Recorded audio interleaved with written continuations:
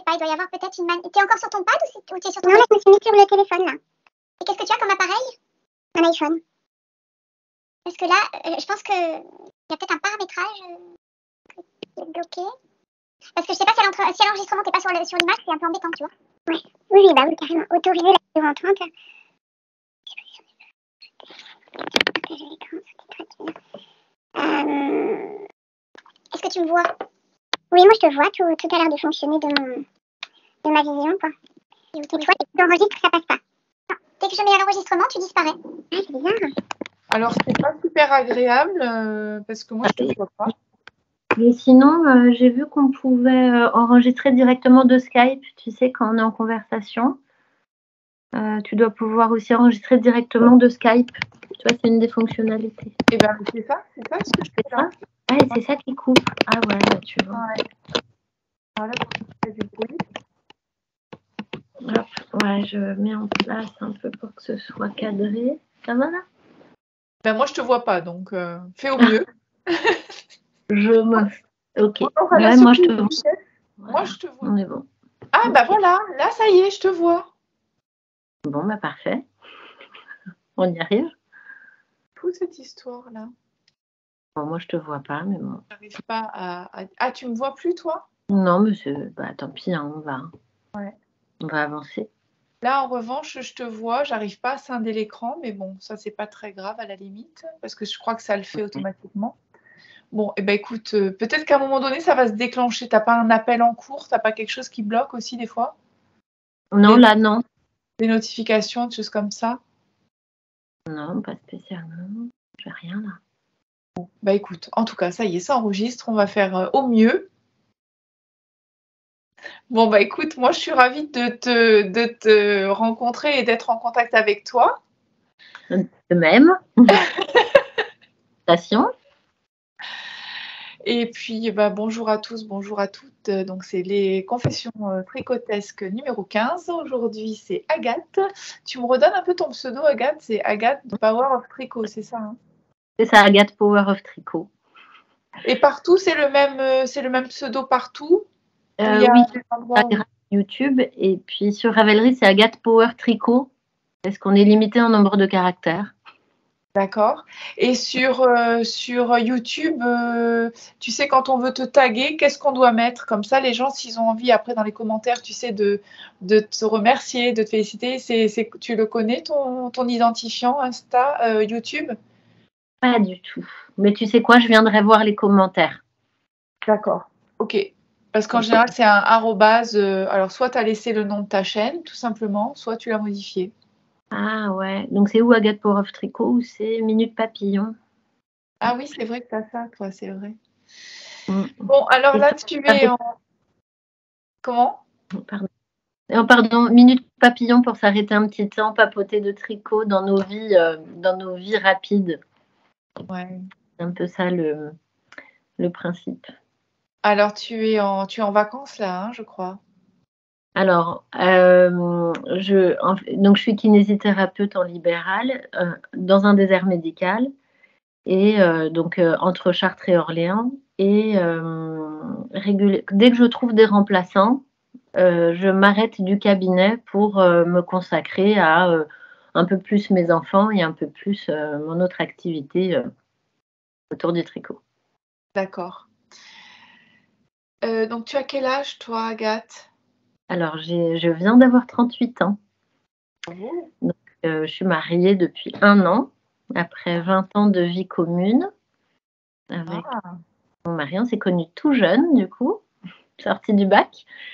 Et donc, on s'est mariés l'année dernière et on a eu trois petites filles qui ont 10 ans, 8 ans et 5 ans. Ah, belle famille, hein? Ouais, ça a été du boulot, hein. Là, maintenant, on profite des jours heureux. Ouais, c'est bien, c'est super.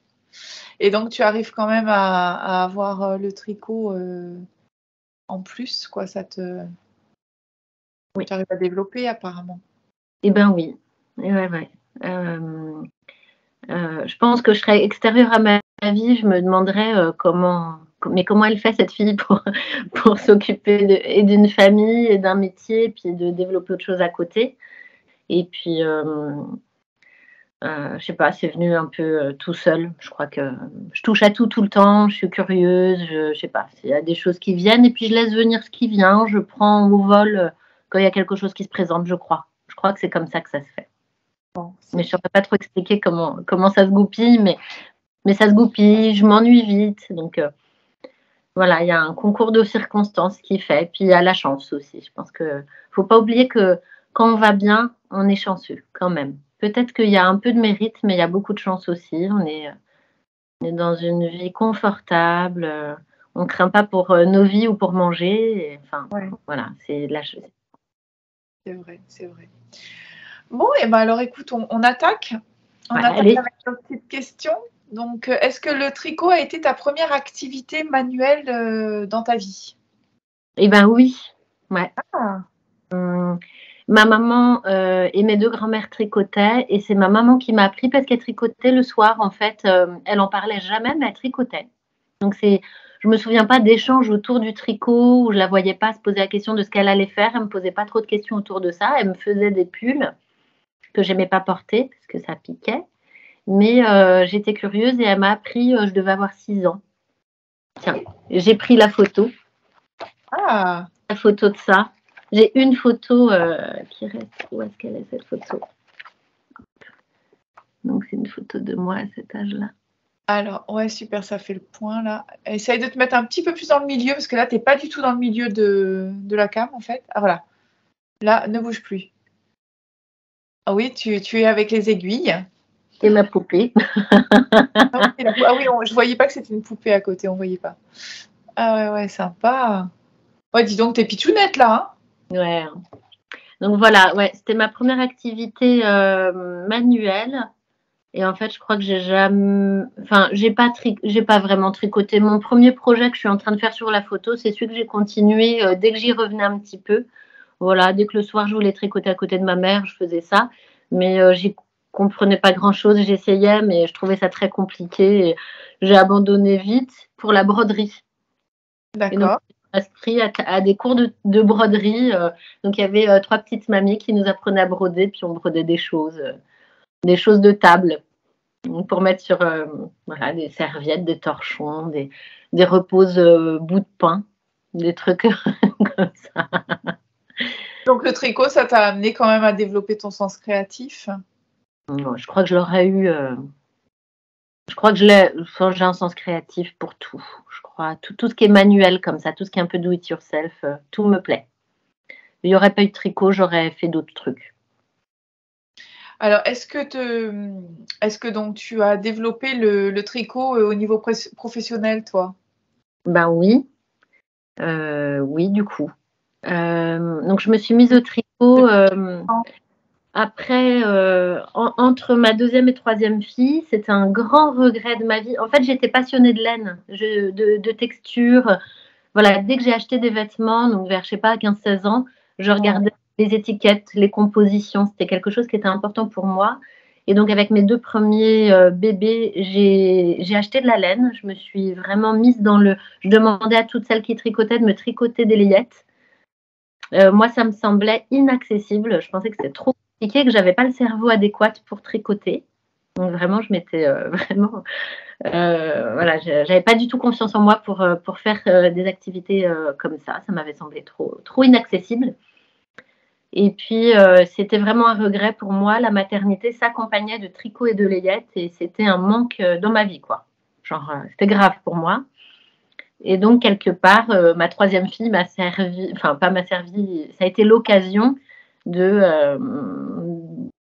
rentrer à 100% dans le tricot, quoi. Donc, je m'y suis mise avant d'être enceinte, mais je pense qu'au fond de moi, je savais que j'allais avoir un troisième bébé, qu'il allait être laineux, ce bébé. Et donc, je m'y suis mise comme ça, donc il y a 6 ans. Et c'est à ce moment-là, après, que tu as fait... parce qu'en fait, au niveau professionnel, c'est le cocon, hein, c'est ça? Ben, en fait, je l'ai fait par hasard pour ma fille. Je voulais quelque chose qui regroupe mon enfance. C'était un peu instinctif. Donc, c'était pas du tout la vision de la kiné pédiatrique, là, mais vraiment la maman qui voulait de la layette. Et voilà, j'ai fait le cocon un peu par hasard. Je me suis trompée d'épaisseur de fil, d'aiguilles, ça faisait moins d'1 an que je tricotais. Je me suis trompée un peu de tout et ça a donné le cocon tel qu'il est pratiquement maintenant. Et après la naissance de ma fille, j'ai 5 copines qui sont tombées enceintes. Je leur ai proposé de leur tricoter des chaussons ou n'importe quelle layette. Elles m'ont toutes demandé le cocon, en l'ayant vu par photo principalement.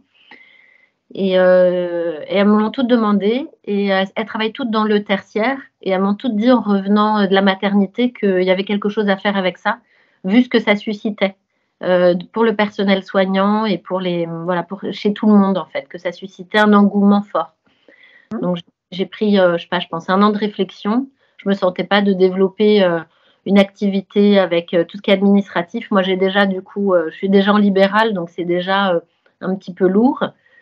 Et donc du coup, j'ai ma voisine qui a pris la première photo du cocon à la maternité d'ailleurs, qui était commerciale, et je lui ai proposé de se lancer avec moi. On a pris 6 mois de réflexion et on s'est lancées toutes les deux et on s'est donné 3 ans pour que ça marche. On s'est dit si ça marche, ça marche, si ça marche pas, ça marche pas. Donc voilà, elle est aussi mère d'enfants, donc voilà, on est toutes les deux assez occupées, on s'est lancées.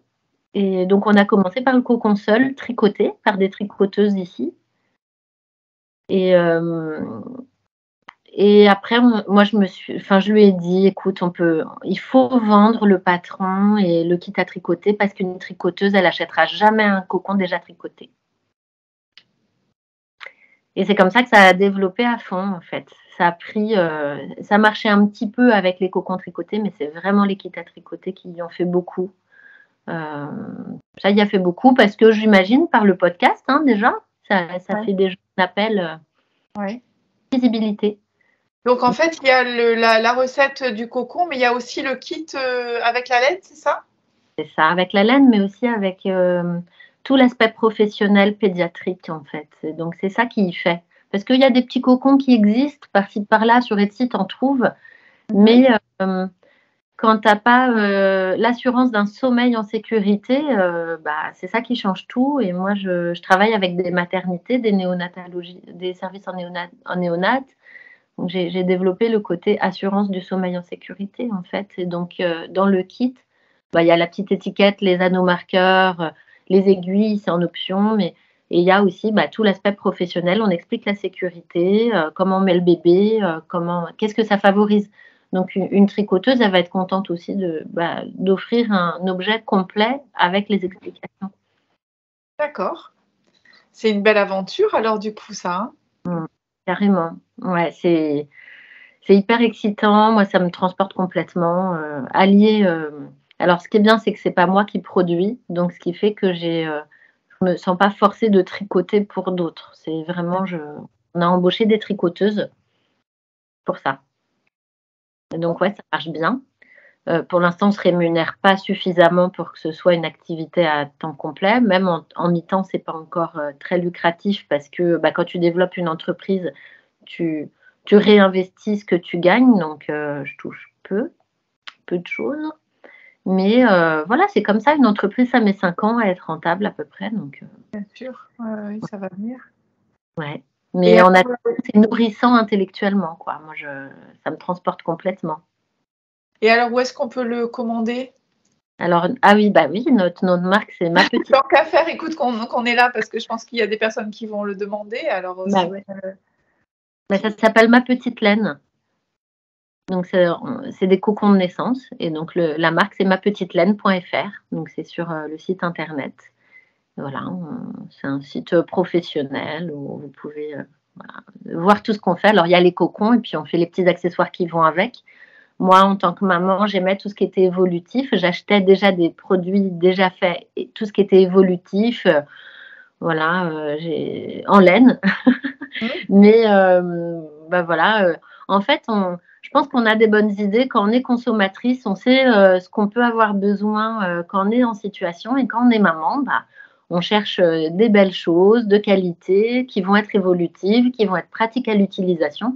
Et donc, tous les accessoires qu'on fait, ils sont faits dans cet esprit-là, pour que ce soit pratique et bien pour les mamans et les bébés. Alors, combien de temps tu tricotes par jour? c'est hyper aléatoire parce que dans ce que j'aime bien tricoter, je sais pas, autant que possible tous les jours, mais je peux pas toujours. J'ai des semaines, ça m'arrive et je suis hyper étonnée, mais j'ai des semaines sans tricoter du tout parce que c'est à 100 à l'heure, quoi. Parce que quand il faut faire des colis, on a des colis tous les jours à faire. Donc, c'est moi qui fais les colis principalement. Mon associé a fait tout ce qui est administratif et mail, et stock. Moi, je fais les patrons, les designs, les réponses aux questions tricot et puis les colis. Ça prend beaucoup de temps, plus le cabinet, plus les activités des enfants, plus mes activités sportives. Plus, voilà, j'ai pas envie de rogner sur les choses qui me plaisent. Donc, parfois, c'est le tricot qui trinque, mais voilà. J'aime bien tricoter 1 à 2 heures par jour, mais c'est pas toujours possible. Tu n'as pas de douleur par rapport au tricot? Les douleurs, ça peut m'arriver, mais étant donné que je suis kiné, j'ai l'automatisme de varier ou mes positions. Ou du coup, là, j'avais des petites tendinites qui commençaient au niveau du coude. C'était très léger, mais bon, je sais que la tendinite, c'est merdique. Quand ça commence, gare à vous. Faut pas laisser ça traîner du tout. Donc, dès que vous avez un tout début, faut vraiment y faire quelque chose. Consulter tout de suite, vous mettre au repos tout de suite et essayer de voir ce qui... Voilà, varier pour que ça fasse pas mal. Parce que si on persiste sur une douleur, que ce soit de coude ou d'épaule, ça va s'engranger plus loin, plus fort. Donc, c'est là où je me suis mis à varier entre des tricots. J'ai un tricot avec des aiguilles un peu plus grosses. Enfin, voilà, là, mes filles me demandent des bombecs à tout va. Donc là, je suis en train de faire le 5e bombec de ma famille, puisque je m'en suis fait à mon mari aussi. Donc la capuche, la fameuse capuche qui est récemment sortie.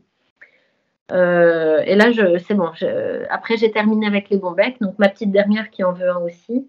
Et donc celui-là, il me fait un peu mal parce que les aiguilles sont petites. Et puis, je sais pas, j'imagine qu'avec les aiguilles plus petites, je crispe plus. Donc, j'ai un autre ouvrage avec des aiguilles en 4. Ouais, c'est en 4, ça. D'accord. Et donc, là, je suis plus à l'aise. C'est mieux ça me détend un peu. Et puis, je fais un peu plus d'étirement. Donc, il faut tirer un petit peu ses mains, ses doigts et tricoter un peu moins, surtout moins crispy. Voilà pour les douleurs. En espérant que ça aide, parce que j'ai vu que tu posais souvent la question, je me suis dit, tiens, allez, je vais donner un peu d'infos et j'ai fait une petite vidéo sur les douleurs d'épaule, si ça intéresse, sur ma chaîne. Et tu utilises un remède, une crème, un gel, quelque chose qui pourrait être pas mal? Alors, non. Pas que ce soit inutile. Si vous mettez des crèmes, ça sera utile que sur le moment, mais ça ne soignera pas sur le long cours. Donc, il ne faut pas voir ça comme ce qui va vous guérir du problème. Moi, je vous conseille de mettre la crème quand vous avez trop tricoté, vous avez mal. C'est le moment d'arrêter. Vous mettez votre crème et puis vous passez à autre chose. Et vous arrêtez. Ouais. Tu mets pas la crème et tu continues à tricoter. Non, non, non. Non, voilà, la crème, c'est un palliatif. C'est-à-dire un palliatif, ça veut dire faire avec, mais c'est pas ça qui soigne. Alors, à quoi tu penses quand tu tricotes, Agathe? Alors, c'est une bonne question. À quoi je pense? Alors, souvent, je fais des podcasts. Je regarde les podcasts des autres. J'aime beaucoup les contenus et voilà ce qui est proposé. Mais je pense à quoi? Je pense parfois à mes prochains projets.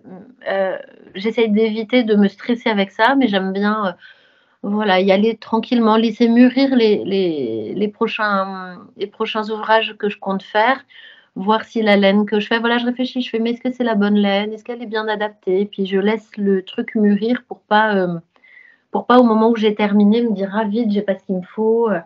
Voilà, j'essaye de prioriser, de voir qu'est-ce qui est vraiment utile, est-ce que la couleur va bien le faire, voilà. Je mûris ma chose. Est-ce que tu aimes offrir tes petites créations? Est-ce que ça te rend satisfaite ou est-ce que tu préfères aller acheter quelque chose quand tu fais un cadeau? Alors, j'essaye d'éviter d'offrir des choses faites à la main si ça ne va pas être reçu à la valeur que c'est, c'est-à-dire au temps. mon temps est vraiment compté parce que j'ai finalement pas beaucoup de temps de tricot pour moi, ce qui est hyper frustrant parce que comme je design pour ma petite laine et que c'est pour des bébés, ça me concerne pas beaucoup. J'adore le faire, mais il y a cette frustration-là de pas me faire mes petits gilets, mes petits ouvrages que j'aime beaucoup faire.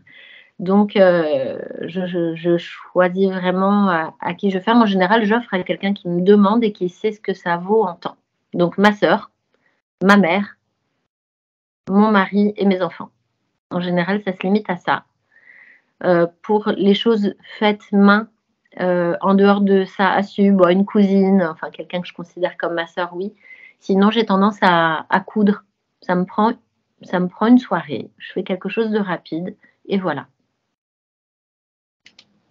3 mois de tricot pour quelque chose, pour quelqu'un qui ne va pas se rendre compte ou qui ne va peut-être pas savoir que ça va pas en machine, non. Et toi, alors, qu'est-ce qui te fait le plus plaisir? C'est quelque chose homemade ou est-ce que un cadeau acheté Je pense que ça me fait autant plaisir l'un que l'autre du moment que c'est choisi et que c'est en fonction, voilà, quand on a passé du temps à la réflexion, ça me fait tout autant plaisir. Je pense que je réceptionne mieux quand c'est homemade qu'une personne qui fait pas de ses mains, quoi. Je pense on est toutes pareilles pour ça, tous et tous pareils. Quand on fait soi-même, on accueille d'autant mieux quelque chose qui est fait main parce qu'on sait la valeur que c'est. Donc je pense voilà, on le prend vraiment comme un bijou. On sait ce que c'est, rien qu'en temps. Donc rien voilà, quand tu crées pour quelqu'un, bah, tu passes des heures à penser à cette personne. Enfin, moi, c'est ça. Quand je tricote pour quelqu'un, je pense à cette personne. Donc il y a quelque chose que je trouve hyper fort. Alors tout à l'heure, tu disais, j'ai un peu la frustration de ne pas pouvoir me tricoter mes petits gilets, des choses comme ça. Donc finalement, est-ce que tu pourrais convenir que le fait d'avoir professionnalisé le tricot t'a enlevé complètement finalement le plaisir de tricoter Alors, avec oui, je comprends ce que tu veux dire. Alors, je te rejoins complètement sur cette réflexion. Elle est importante à avoir, complètement. Après, moi, je suis pas forcée. Je le fais parce que j'ai envie. Et en soi, c'est le cocon qui marche. Donc, j'ai pas forcément besoin de designer pour que l'entreprise marche. Donc, c'est là quelque chose de pratique pour moi. Je le fais par plaisir parce que j'ai mis l'idée. En fait, c'est moi qui me fatigue moi-même parce que j'ai mis l'idée à la minute et que mes mains vont pas aussi vite que mes idées. Mais je pense que c'est important quand on professionnalise d'avoir ça en tête. Tu as complètement raison. Une fois qu'on a professionnalisé, le côté je me fais plaisir, il est moins. Ouais. Clairement. Après, tu vois, là, un des prochains designs que je fais pour ma petite laine, c'est un gilet pour moi quand même. Alors, c'est pas dit que je le vende beaucoup, mais c'est pas grave. Oui, au moins tu arrives à joindre l'utile à l'agréable en quelque sorte. Ah, mais c'est vrai que quand tu fais avec toi, enfin, quand tu fais pour professionnalisant, tu utilises tes laines. Donc, c'est vrai que tu as moins l'excitation d'utiliser une laine nouvelle, d'acheter de la laine. Voilà, j'achète moins de laine en dehors et ça me manque, par exemple. Est-ce que tu as ta marque de laine aussi? Je vends ma laine, ouais. Donc, en fait, tous les patrons que je fais pour ma petite laine, donc pour l'entreprise, c'est avec la laine que je vends. Donc, c'est c'est une grosse laine worsted. Moi, parce que comme j'avais beaucoup entendu parler que c'était la Fonty pour faire le la Fonty. Ouais, c'est pas notre marque. On vend de la Fonty au buçon et tout ce qu'on fait avec cette laine-là, mais on la vend. Et en fait, on a certaines qui sont des couleurs propres à nous qu'on fait faire exprès. Ah, c'est super, ça, je savais pas, tu vois. Tu m'apprends quelque chose, c'est bien. Ouais, c'est chouette aussi à faire, les petits à côté comme ça, c'est sympa. Ouais, parce que ça, c'est une sacrée aventure, ça, de faire d'avoir de la laine, de faire les couleurs, etc. Ouais, c'est pas nous qui teignons, on demande des couleurs à Fonty, en fait. Donc, non, ouais, c'est chouette, c'est les à côté un peu sur les couleurs, voilà. On trouvait qu'ils n'avaient pas de vert à notre convenance. Ouais. Donc, on leur a demandé un joli vert amande, voilà. Et donc, et donc, on vend la laine Fonty, voilà. On vend les kits, quoi. Et donc, les laines en pelote aussi. Alors, est-ce que tu relis le tricot à un autre art du fil? Et si oui, lequel? Bah, moi, je le relie vachement au crochet. Alors, j'en ai fait un peu et c'est pas ce qui me plaît le plus, mais moi, je trouve que c'est complètement lié. Je les mets complètement ensemble. Après, moi, personnellement, une fois que je me suis sentie capable de tricoter, je me suis dit: «Allez, je me mets à la couture». Voilà. Donc, après moi, ça a été l'envolée, couture et ça m'a plu, je pense que ça me plaît autant, mais c'est pas mon quotidien, alors que le tricot, c'est mon quotidien. Bah, disons que c'est plus facile aussi à prendre les aiguilles qu'à se mettre en cousette. Ouais. Ou alors oui, il faut avoir un atelier, mais bon, peut-être que tu as un espace dédié à cela et qui te Alors permet. moi, nouvellement là, depuis que je viens de déménager, maintenant j'ai une pièce dédiée voilà, à tout ce qui est, voilà, tout ce qui est tricot et couture. Donc oui, j'ai un endroit pour ça. Mais depuis que j'ai déménagé, je j'ai pas encore cousu parce que j'ai pas encore eu le temps. Donc oui, il faut se poser, avoir la tête libre. Oui. Et c'est ça aussi qui est difficile. Alors que le tricot, c'est vrai que je trouve que c'est ça qui est sympa, c'est qu'on peut, voilà, il y a un côté où enfin moi je ressens un peu les mêmes sensations que quand je vais courir. Ça me permet de vider la tête, de réfléchir à ce qui a besoin d'être réfléchi et puis ensuite de passer à autre chose quoi, de vider un peu la tête. Et donc ouais, et ce côté méditatif est agréable. Je sais pas si tu as ça toi, mais Oui. Alors, comment tu intègres le tricot dans ta vie au quotidien? Est-ce que tu as une petite routine, un petit rituel? alors mes enfants grandissant sont plus compliqués à coucher que quand ils étaient petits. La vie est trop excitante pour se coucher, tu vois? Pour Ouais, des enfants et donc voilà, normalement ma routine, c'est le soir après le coucher des enfants, mais il y a beaucoup d'échecs et donc souvent maintenant je m'endors avec. Donc si je me lève tôt le matin, j'aime bien venir tricoter, mais c'est très, très rare. En général, c'est le soir. J'aime bien avoir mon tricot du soir, voilà, ou quand mon mari cuisine. Donc maintenant je fais la sortie d'école, j'arrive à finir tôt maintenant, donc je fais la sortie d'école avec les enfants, les emmène aux activités et tout et mon mari se met à la cuisine et donc je tricote pendant qu'on parle ensemble. et il y en a pas une des 3 qui s'est mis au tricot là déjà?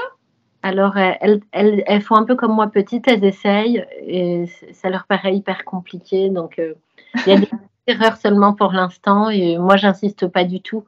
Mais c'est vrai que ma petite dernière là, elle a fait à l'école, ils lui ont fait faire de la broderie pour la première fois, elle a 5 ans. Et elle a fait un chat, sans modèle. Voilà, je pense que la dernière, dépassera son maître. Il y a du potentiel. Alors que les aînées, elles sont un peu comme moi, elles trouvent ça compliqué, c'est même pas simple, mais voilà. Elles y viendront parce qu'elles ont le goût de ce qu'on fait, donc elles ont le goût que je leur fasse des choses. Donc je me suis mise à la couture, grâce à mes filles. Parce que je me disais: «Tu peux pas avoir 3 filles et ne pas être assortie au moins une fois dans ta vie avec tes filles». Donc du coup, je nous ai fait des sorties voilà, on a des tenues un peu assorties, des petites robes, des petites jupes, des petits shorts pour l'été, des trucs vite fait et puis mon mari, je lui fais un pantalon tailleur, assorti. Sympa. Ouais, on y va, on y va. Bah, je me dis: «C'est court dans une vie, donc même si j'ai pas le temps, ce temps-là, faut que je le trouve» parce que ça, ce serait un regret, tu vois, de pas capter le moment des enfants petits tant qu'ils sont demandeurs de ça. Elles n'auront pas toujours envie d'être assorties à leur maman, tu vois? Oui, non, ça c'est sûr. Quelle laine tu rêves de tricoter? Il y a une laine qui te fait kiffer, mais alors d'une force extrême. C'est Ouais. laquelle?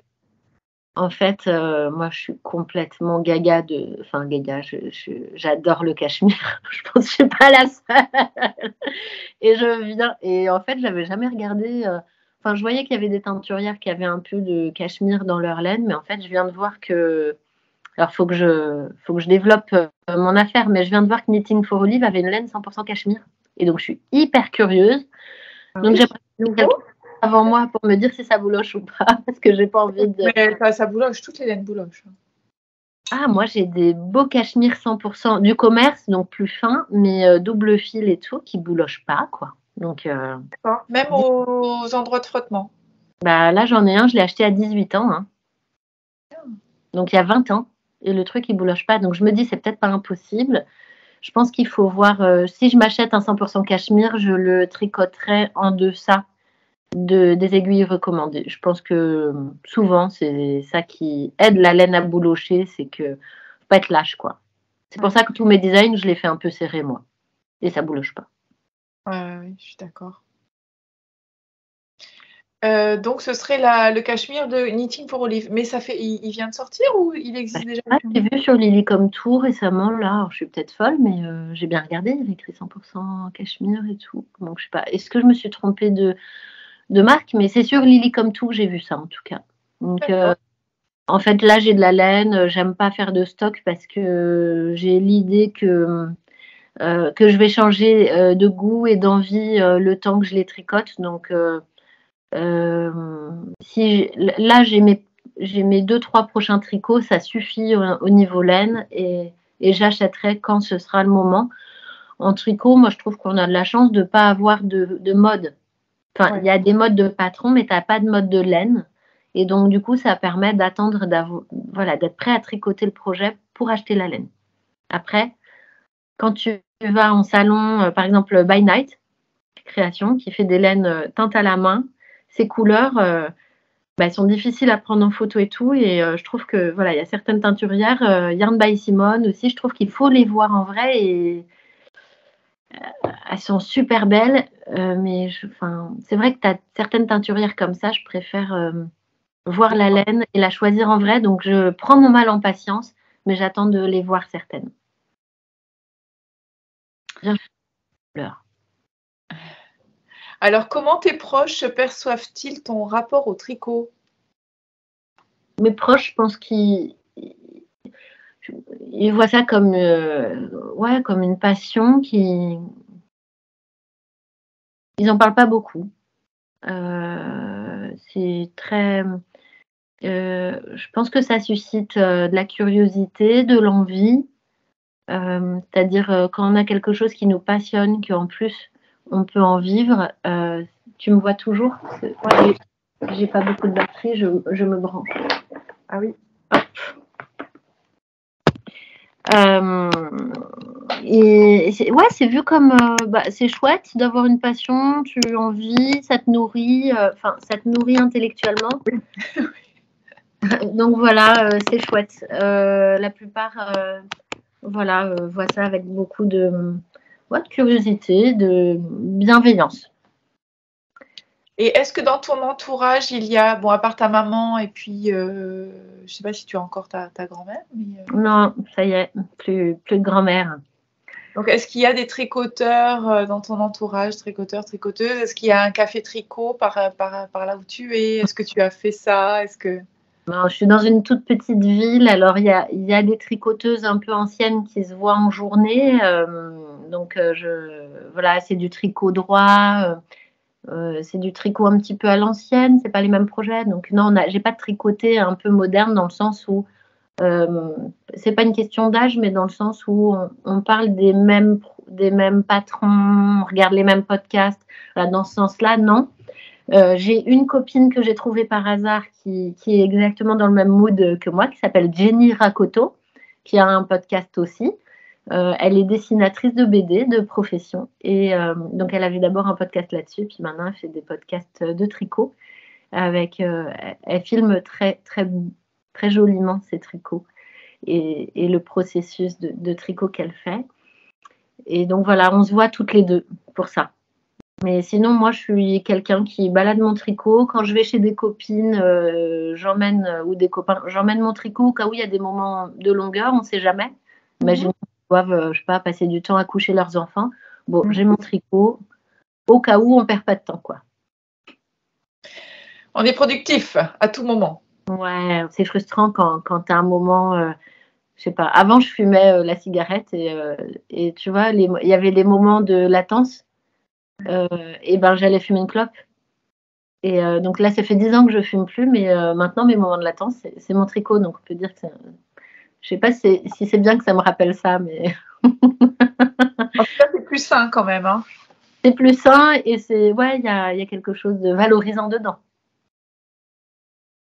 Alors, est-ce que tu es mono en cours ou multi en cours? Dans l'esprit, je suis mono en cours, c'est-à-dire que j'aime pas passer d'un ouvrage à un autre parce que j'aime pas ne pas me rappeler où j'en étais, me poser la question où j'en étais, est-ce que je suis bien là, est-ce que je me suis pas trompée. Donc ça, dans cet esprit-là, je suis mono en cours, mais il se trouve que avec les designs et puis comment dire, des fois, j'ai pas le cerveau disponible pour faire un ouvrage un peu compliqué où faut être attentif. Et donc, en fait, j'ai tendance à avoir un encours simple pour quand je suis fatiguée et un encours compliqué pour quand je suis motivée, parce que l'ouvrage, je le veux terminer, donc je me motive, mais ça me coûte, quoi. Donc voilà, quand j'ai des ouvrages compliqués, j'en ai toujours un à côté, un Oslo Hat, un design simple ou une chaussette. C'est plus rare les chaussettes. Les Oslo Hat ou un châle Mathilda, j'en ai toujours un sorti. Et puis c'est les cadeaux que je fais aux cousines. Voilà. Mais elles l'attendent. Il y en a, elles l'ont attendu 4 ans, hein, leur châle. Bah, je veux dire que si elles le veulent, je suis au courant.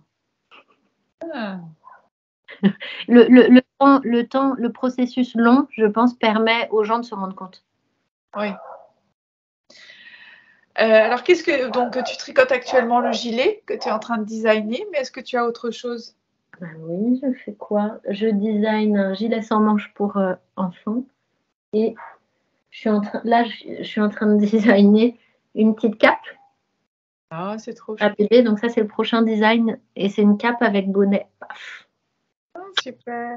Bah, la maman en nous est là.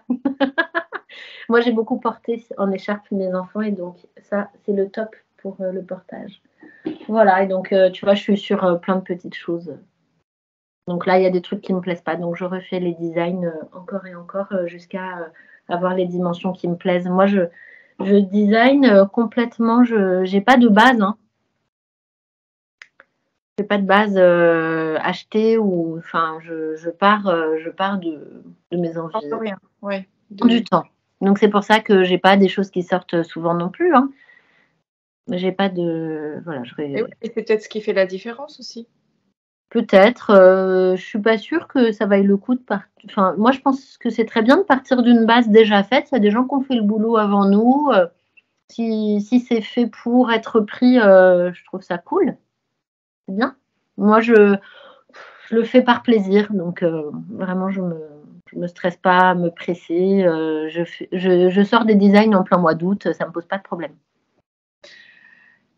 Quel est le tricot que tu portes le plus, celui que tu attrapes quand tu sais pas quoi mettre? C'est vraiment ton chouchou. Tu l'aimes, quoi. Tu l'aimes. Je te l'amène parce que tu vas comprendre. Oui.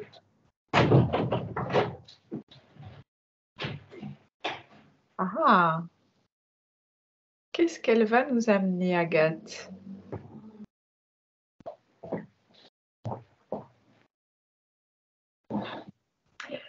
Facile. Il met de la joie. Cette couleur met de la joie.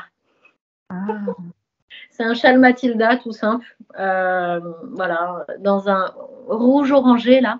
Et en fait, celui-là, dès que, je sais pas, il me met de la joie. Donc celui-là, je l'attrape. Un châle, c'est facile. Après, en pull, celui que je mets le plus, je crois que c'est mon Weekender qui est un peu jaune doré, un peu moutarde, que je mets beaucoup avec un châle qui va avec. J'aime bien assortir les choses avec les manteaux.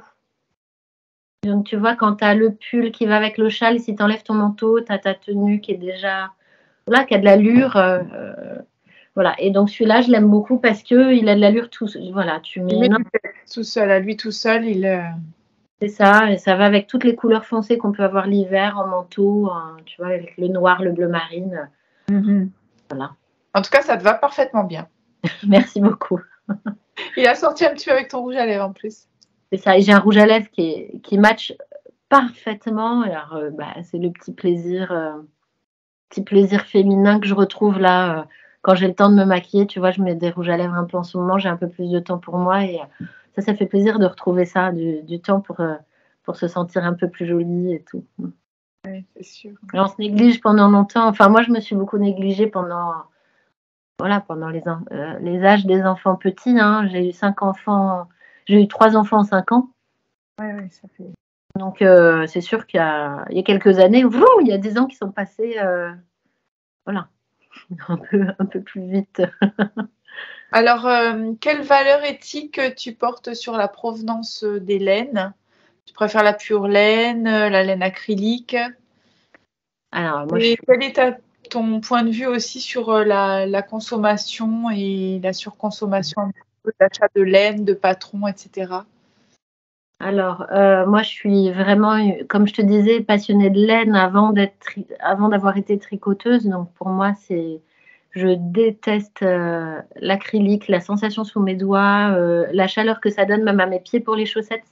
Pour le nylon, ça me pose souci. Donc, j'aime le 100% laine ou les mélanges de laine, mais Et alors, tes chaussettes, tu les tricotes avec quoi, toi, alors? Là, pour l'instant, j'ai fait en or ou en fabelle de drops, mais la prochaine que je testerai, c'est une laine de By Night qui feutre et qui tient le coup longtemps en étant 100% laine. D'accord. Donc, elle en a parlé dans un de ses podcasts, et donc là, je vais attaquer ça un jour. Je pense dans l'année, tu vois, dans l'année, pour l'hiver prochain, quelque chose comme ça.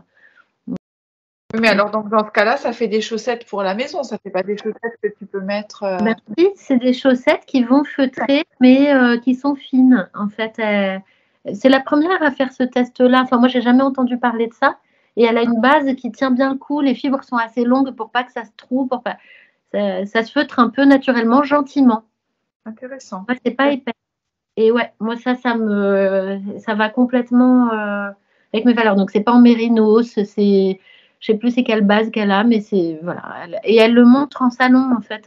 Elle utilise sa chaussette et puis après elle l'expose en salon pour montrer que ça feutre, mais que ça tient le coup. D'accord.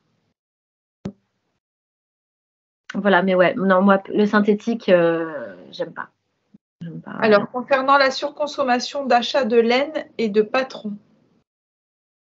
Alors, moi, j'achète les patrons au moment où j'en ai besoin. Je les achète pas par anticipation. J'aime pas les soldes. Je suis pas quelqu'un qui va faire les boutiques pendant les soldes. Je vais faire les boutiques quand j'en ai besoin. Et pareil pour ma boutique, je ne fais pas de soldes dans ma boutique parce que y a pas je fais pas de gros stock, j'ai pas vidé les choses. Et donc voilà, ça c'est bon, chacun ses choix. Hein. Moi, c'est comme ça que je fonctionne. Je surconsomme, j'achète quand j'ai besoin. D'accord. Donc pas d'achat compulsif ou de choses comme ça.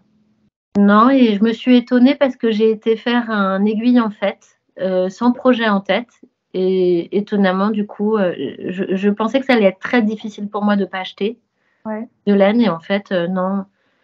Bah non, parce que tu sais pas ta quantité. Il y avait des très belles laines. Ça m'a permis de voir que c'était important de voir les laines et que c'est bien de se déplacer en salon pour les voir. Et puis pour faire du lien humain, pour discuter, tout, c'est super chouette.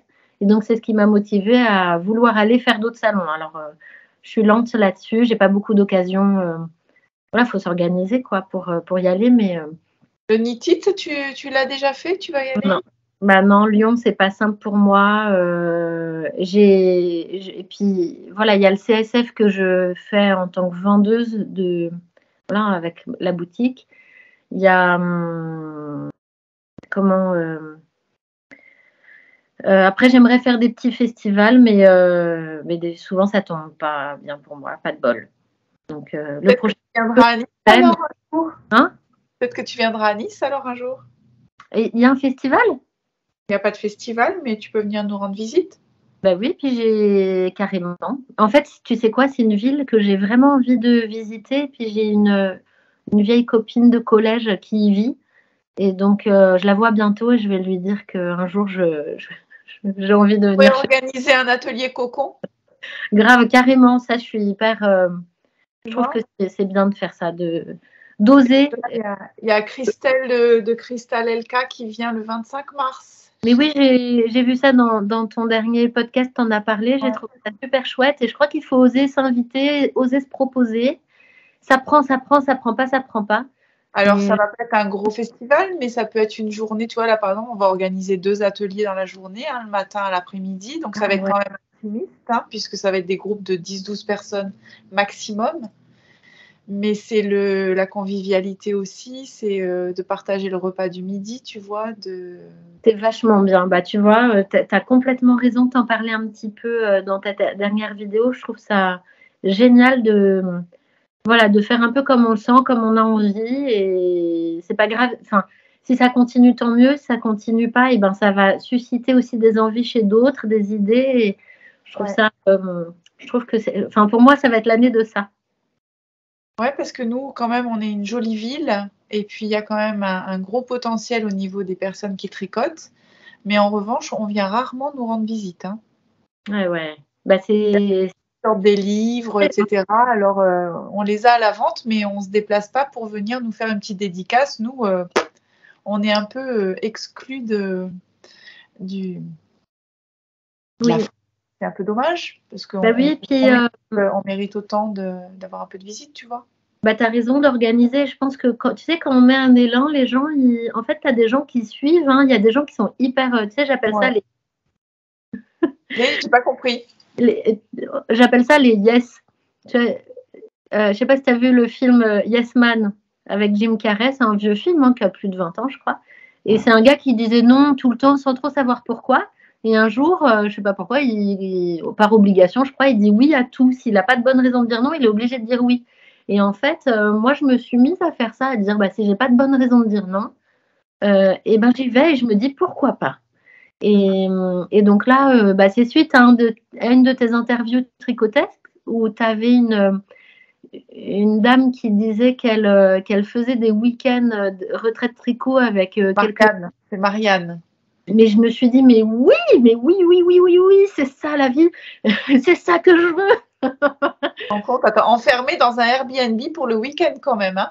Et ben, avec Isabelle Kramer et la bande, hein. Mais trop bien. Et ben du coup, je crois que 3 jours après ça, j'ai lancé des messages. J'ai posé une date, hop, et j'ai lancé des messages. Et puis du coup, on s'est fait un week-end il y a 3 semaines là avec quelques-unes voilà, avec qui j'échangeais. Alors, j'ai envoyé pas mal de messages. Il y a eu plein de noms parce que les gens n'étaient pas dispo. Mais voilà, 3 semaines après, on se voyait et on se faisait un huis clos de tricot et c'est génial. Hein. Franchement, c'est génial. Et tu vois, moi, je ne serais peut-être pas initiatrice à chaque fois parce que je n'ai pas l'énergie de ça. Bien sûr. Et ben, tu sais quoi, ça va prendre autrement. Il y en a qui vont nous proposer, on va se retrouver. Ça va se faire. Mais c'est vrai que des fois, il faut oser initier, donner l'envie, et puis ça prend, quoi. Et c'est génial. Merci à toi, tu vois, parce que par ces interviews, moi, ça m'a lancé dans cette foi-là. Et puis voilà, il y a un effet boule de neige qui se fait, quoi. Alors, quel est le déclic? Vraiment, est-ce que tu arrives à avoir exactement le déclic que tu as, tu sais, quand tu vas faire le castonnage? Donc, tu vas prendre tes aiguilles et la bobine et puis tu vas castonner ton projet. Est-ce que c'est suite à quelque chose que tu vas avoir vu passer? Est-ce que c'est par rapport à quelqu'un qui te montre son ouvrage ou tu vois? Est-ce que tu arrives à avoir un peu le moment vraiment précis du moment du castonnage? Parce que c'est-à-dire le moment où je démarre l'ouvrage ou le moment où où tu prends tes aiguilles et où tu castonnes. Tu sais, ce fameux castonnage, ce moment qui est tellement privilégié et tellement... Attends, c'est un grand moment quand on castonne en général. Dès que j'ai terminé, direct. Mais l'ouvrage que tu vas choisir, tu vas le choisir par rapport à quoi? Voilà, alors le choix, oui, en général, je m'inspire complètement de ce que je vois, à part pour les designs, où là, c'est ce qui me manque en tant qu'utilisatrice de tricot. Enfin, voilà, je me dis que tiens, je voudrais ça, comme ça, plus épais. Moi, j'aime bien les tricots plus épais que ce qui se fait. Je trouve qu'il y a beaucoup de fingering et c'est pas ce qui me plaît le plus. J'en ai, mais c'est pas ce qui me plaît le plus, la fingering. Moi, j'aime bien les laines plus épaisses et plus denses. J'aime pas trop quand c'est mou. Ah, je comprends. Et donc, je veux tomber un peu flottant, là, ça, je trouve que c'est beau. Mais sinon, c'est vrai que... en général, le gros pull, tu vois, j'ai envie de tricoter de la lettre Lopi, des choses comme ça que j'ai pas encore fait. Je vais faire. En général, je copie pas mal Emma de Tricolibri. Je trouve qu'elle fait de très belles associations. Hop, j'ai pas de souci. Je regarde et je fais, je vais faire pareil. Et puis, je prends le temps de voir les laines. Et le feed Insta, ça t'inspire aussi ou pas du tout? Oui. Ouais, ça m'inspire, mais c'est vrai que je préfère qu'on m'en parle. D'accord. Donc, en général, je regarde un podcast et puis Donc, je mets plus le YouTube en finalité. Ce sera plus le YouTube. Le YouTube et je mets dans favoris en général. Et Insta, ça m'inspire. J'enregistre dans mes favoris Insta, mais je les regarde moins. Alors que quand je cherche l'inspiration, je vais retourner sur Ravelry et suite à un podcast, je vais avoir tout de suite mis mes favoris sur Ravelry. Donc, c'est plus facile pour moi, ouais, podcast Ravelry. Alors, quel budget tu t'autorises par mois à peu près? Je pense que j'utilise pas du tout ce que je... Enfin, pour moi, si je devais utiliser 50 € par mois, je trouve que ce serait correct. Mais je les utilise pas du tout parce que j'ai pas de mercerie, il n'y a pas de vendeur de laine chez moi. Donc, la question... Enfin, j'ai vraiment quasiment pas l'occasion de tâter de la laine. Donc, c'est pour ça que je fais mes designs parce que je les ai sous les yeux et ça m'inspire. Je pense que je dépenserais beaucoup plus si j'avais une boutique près de chez moi. Et donc, après, tu vas en festival. Moi, j'ai pas dépensé depuis 3 mois, 6 mois, rien du tout, même pas un livre, même pas des aiguilles. Bon, dépenser 150 € d'un coup, c'est normal. Bien sûr. Du coup. Mais je le fais rarement. Rarement. C'est tellement long le tricot qu'en fait, tu te dis, c'est ça qui sauve le budget. Tu pourrais pas dépenser, même si tu le voulais, tu vois, tu pourrais pas dépenser 1 000 € par mois ou même 400 € par mois. Moi, je tricote pas assez vite. Même si j'avais le budget, je pourrais pas. Et tu peux thésauriser? Non. 50 € par mois, c'est bien. Parce que moi, si je dépense trop, ça me stresse. Et donc, ça peut me bloquer. Je comprends. Donc, c'est pour ça que j'ai pas beaucoup de laine de teinturière non plus. Parce que ça me stresse. Je veux être sûre de ne pas faire le mauvais choix. Ça me turlupine un peu. Voilà. J'espère qu'un jour, je pense que je m'en ficherai jamais. Parce que quand tu as commencé ta vie à faire attention, ou à devoir faire attention, et voilà, tu te décomplexes pas si facilement que ça de l'achat onéreux. Mais après, tu vois, récemment, j'ai acheté de la laine amourée. J'en ai eu pour 150 € pour faire un futur gilet de Atelier Émilie. Le Belsa, je vais faire en couleur rouge-rose. Et j'ai dépensé 150 €. J'étais contente de le faire, mais c'était construit.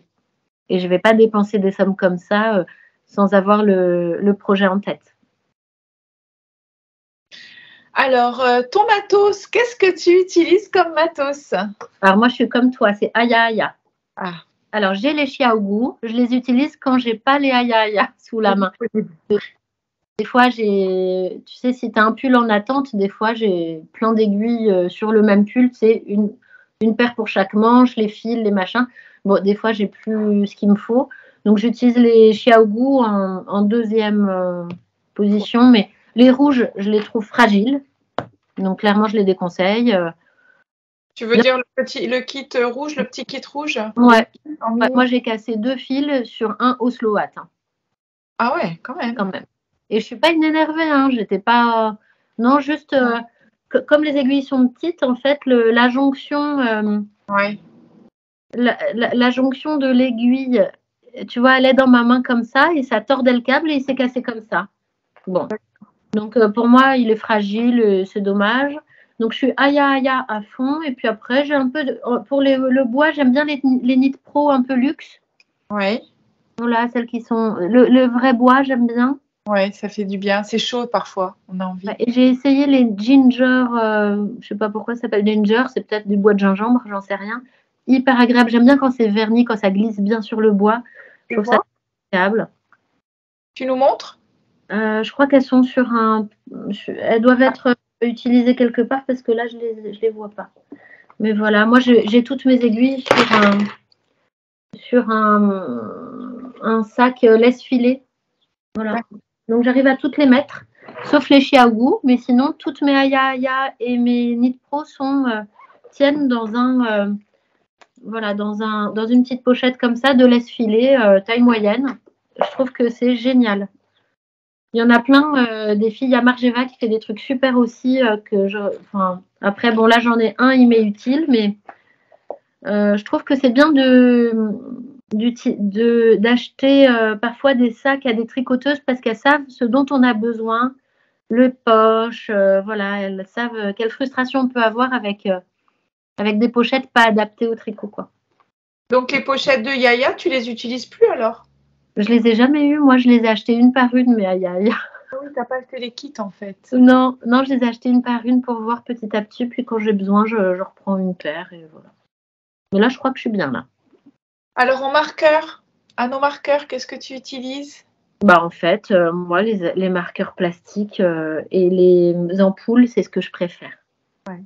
J'en ai un peu partout. Après, je trouve ça bien. Alors des fois, on m'en offre, alors je les utilise. Il y a voilà une très copine sur Insta qui m'a offert des petits marqueurs. Ouais, sont mignons ceux-là. C'est Voilà. Michel souvent qui les a. Donc, j'utilise. Je m'en suis acheté. Pour me faire plaisir, mais en fait, je trouve ça un petit peu lourd pour le tricot. Donc, pour marqueur, oui, mais pas les marqueurs en poule, en fait. Marqueurs en poule, pour ceux qui ne savent pas, c'est ça, là. Ouais. Et ben, je trouve ça génial, moi. D'accord. Voilà, c'est ça que j'utilise le plus, ou ceux en plastique, là, comme ça. Et en contrant? Ah, en contrant, moi, je ne vis que par ça.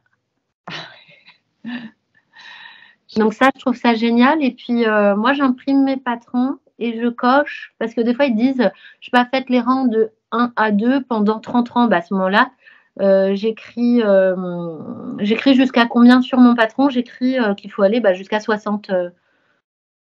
Voilà, jusqu'à 60, par exemple. Parce que des fois, c'est pas écrit. Donc, j'écris... je fais toutes mes annotations par écrit aussi. Donc tu imprimes. Ouais, je veux pas d'écran. Je déteste tricoter avec un écran à regarder. J'aime pas ça. Mais parfois, on y est obligé parce que voilà, ça m'est arrivé de pas avoir imprimé, mais j'aime pas.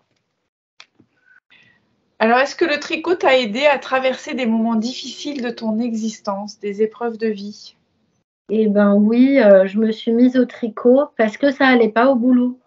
Je me prenais la tête un petit peu avec un collègue. C'était compliqué. Voilà, pour l'organisation, je suis en maison de santé, donc des fois, on se frite un peu entre médecins et paramédicaux. Et bon, bref, le leader, un peu, on se fritait et ça me mettait mal. Et je suis rentrée à ce moment-là, il y avait encore une vendeuse de laine dans ma ville. Je suis rentrée, j'ai dit, est-ce que vous avez un kit? Et attends, je ferme la porte, il y a mon mari qui parle fort. Hop. Et hop. Et donc, je me suis mise au tricot quand ça allait pas et ça m'a vraiment, vraiment aidée. Et voilà, si ça va pas, c'est vrai que c'est quelque chose de refuge pour moi. Complètement. Alors, concernant la passion du tricot qui devient addictif, qu'est-ce que tu en penses, toi? Est-ce que tu as un avis là-dessus? Oui. Alors, on n'est pas moi, je t'ai dit que j'étais... Et à quel moment tu penses que jusque quand c'est sain et où ça bifurque un peu vers le côté vraiment addictif ou carrément tu fais plus ton ménage, tu préfères tricoter plutôt que d'aller avec tes enfants et ton mari faire une rando, enfin tu vois? Ah, je vois bien, oui. Tu as été là-dedans, tu connais? Bah oui, complètement. Je t'ai dit tout à l'heure que j'étais une ancienne fumeuse. Je pense qu'on n'est pas égaux. Moi, j'ai un tempérament addictif. Donc oui, c'est quelque chose. Puis voilà, ouais, quand ça va pas, j'en ai besoin de me retrouver seule, sans le bruit aussi. Il y a aussi ce côté-là où je pense que j'ai du mal avec le bruit. Le tricot, c'est quelque chose de silencieux qui me fait du bien. Donc oui, je suis addictive, y compris au tricot, complètement. Et donc, maintenant que j'ai pris de l'expérience face aux addictions, donc comme la cigarette par exemple, ou les jeux vidéo me concernant. Ah bon? Ouais. Mon premier accouchement, j'ai accouché sans péridurale grâce aux jeux vidéo. Ça m'a hypnotisée, j'ai pas senti trop les douleurs. Et hop.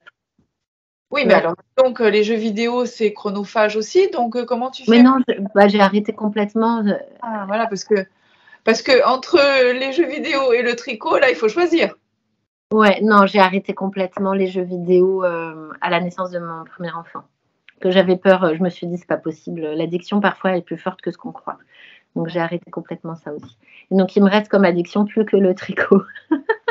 Donc, non, je le travaille. Il dépasse pas. Quand je suis en forme, je préfère maintenant. Et c'est pour ça que j'ai des semaines sans tricoter parce que c'est des moments avec mes enfants et que maintenant, je choisis mes enfants quand j'ai le choix. Alors que c'est vrai que quand ils étaient plus petits, si je pouvais avoir un moment à moi, eh ben, je privilégiais ça. Mais là, maintenant, c'est bon. Et puis, j'ai l'impression aussi, je sais pas ce que tu en penses, ce que tu vas me dire, mais j'ai l'impression aussi qu'on peut être addict. C'est comme une espèce de boulimie quand on découvre ça, qu'on a envie de tout apprendre, qu'on a envie, tu vois. Et puis, au fur et à mesure des années, moi, j'ai l'impression que je passe par ce cycle-là, c'est-à-dire que voilà, ça fait 8-9 ans. Et là, maintenant, j'ai l'impression que le côté boulimique, il est mis de côté. Ouais. Et tu vois, comme si donc c'est plus addictif, mais c'est plus réfléchi. Je sais que ça me fait du bien, mais j'arrive à maintenant me dire que je préfère aller faire autre chose que tricoter si j'ai quelque chose d'intéressant et de sympa. Partager du temps avec des amis, la famille, et même sans avoir un tricot avec moi. Alors qu'avant, c'était pas envisageable. Bah, je te rejoins complètement. C'est tout à fait ça. Je pense que tu le décris bien. Oui.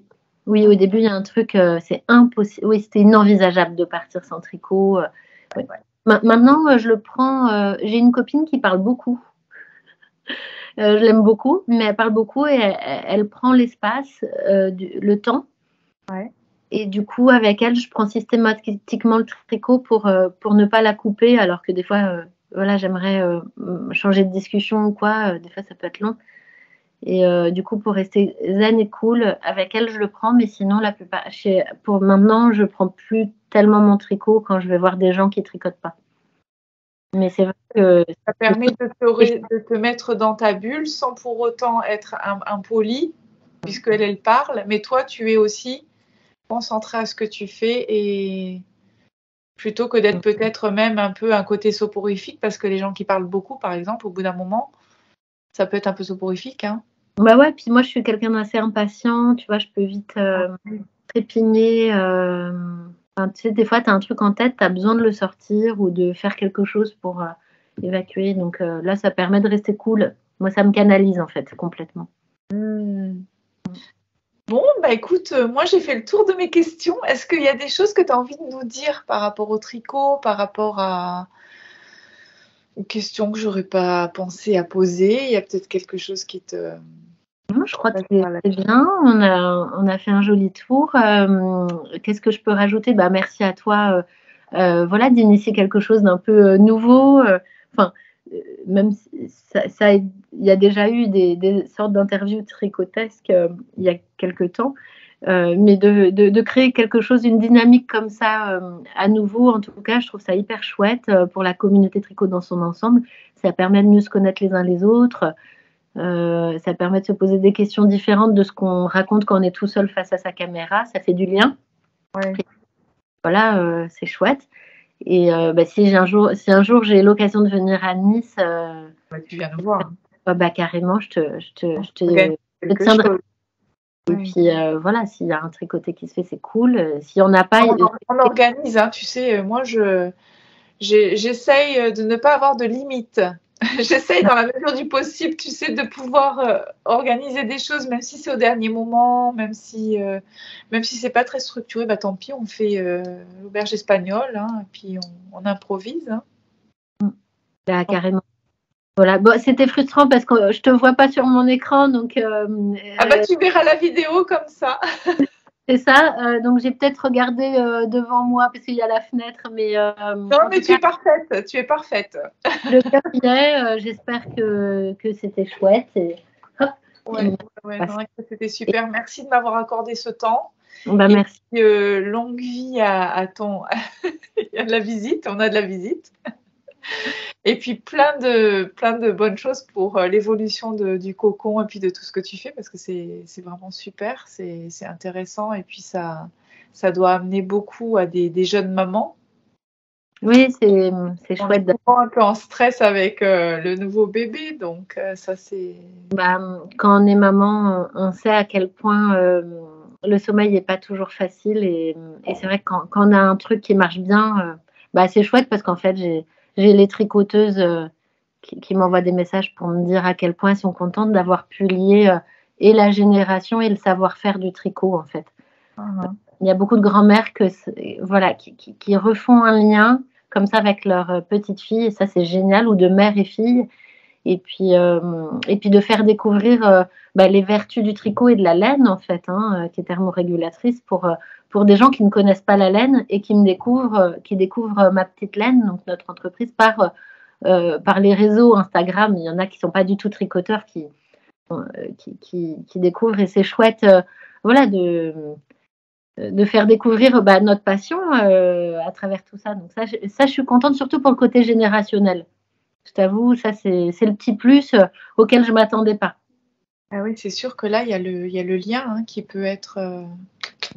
c'est vrai, la grand-mère qui va tricoter pour la petite fille qui attend le bébé, ou la maman pour la fille. Ça permet de projeter. Tu tricotes pour un être à venir.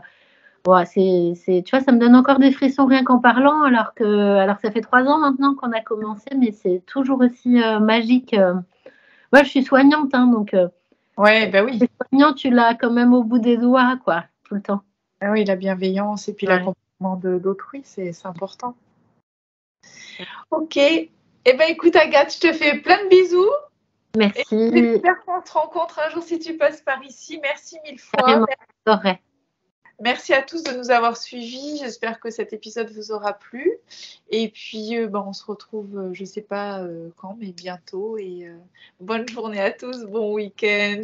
Parce que ça sortira d'ici une quinzaine de jours, je pense, Agathe. Donc, je te donnerai la date. D'accord ? Merci beaucoup. Merci à tous. Merci, Agathe. Au revoir. Ciao, ciao. Bye, bye.